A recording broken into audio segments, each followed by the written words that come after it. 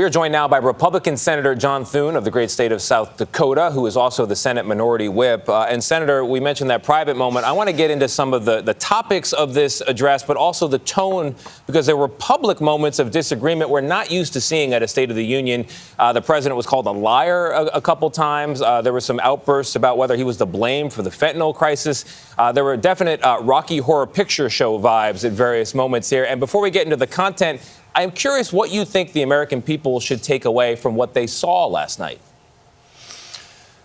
Well, I think, Tony, what they saw obviously was a president. People could characterize it as a soft launch for his re-election campaign. There was a lot of red meat that he threw out there, and the reaction in the chamber was probably pretty predictable. Democrats were very boisterous in their support, and Republicans, of course, not so much. And I think that again, the tone of State of the Union speeches, at least in my the modern era in which we live politically. There is more, I would say, activity in the chamber probably than there used to be. But, I think that's probably characterizes a little bit of the change in our politics. I mean, people are a lot more, they get out there a lot more outspoken. And I think the State of the Union speeches are perhaps a good example of that. Senator David Begnaud here. Good morning to you. There were some moments of bipartisanship, right? The president mentioned more police resources, and he recognized the family of Tyree Nichols. And there were a lot of Republicans who clapped and stood for that. Are Republicans ready to work with Democrats on police reform? We are, and I very much hope that we could get something done there. There were attempts made in the past, several attempts made in the past, as recently as 2020. Which eventually sort of fell apart. But we've got a great leader on that issue. Senator Tim Scott from South Carolina has done a lot of good work on police reform and really tried to push that issue forward. And in the end, it was the Democrats who walked away from the table. So, yes, there are, I think, about 70 to 80% of the issues around police reform are things that both sides agree on. So what we ought to try and do is find that common ground and see if we can actually execute on getting some reforms across the finish line. I think the opportunity is there, and I hope there will be the will on both sides to put it together.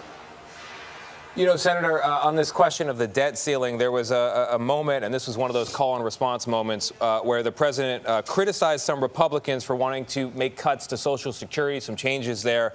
He's referring to a proposal from Senator Rick Scott, someone who I've actually talked to on this subject. But just to be abundantly clear for the American people, where does your party stand on cuts to Social Security and Medicare? Tony, I think what you heard last night is, both sides agreeing that there aren't going to be cuts to Social Security or Medicare. I do think, however, and the debt limit is a good place to do this, is to actually realize that we got a $31 trillion debt. It's not going away. We spend more than we take in every year, and you can't solve all that just by raising taxes, which is, a lot of what the president proposed last night. You actually have to figure out how do we strengthen these programs.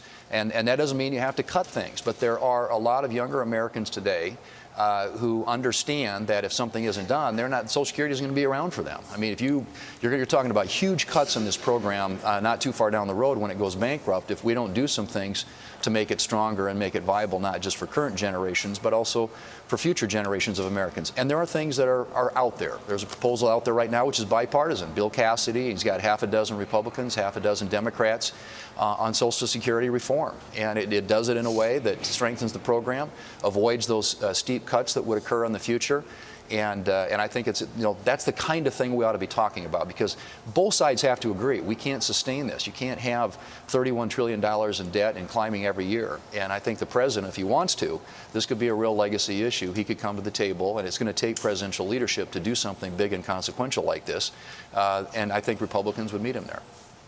Yeah, well, to see what happens. Strengthening the country for the future is what it is all about. A gentleman of the Senate, Senator John Thune, thank you very much. Thanks, Tony.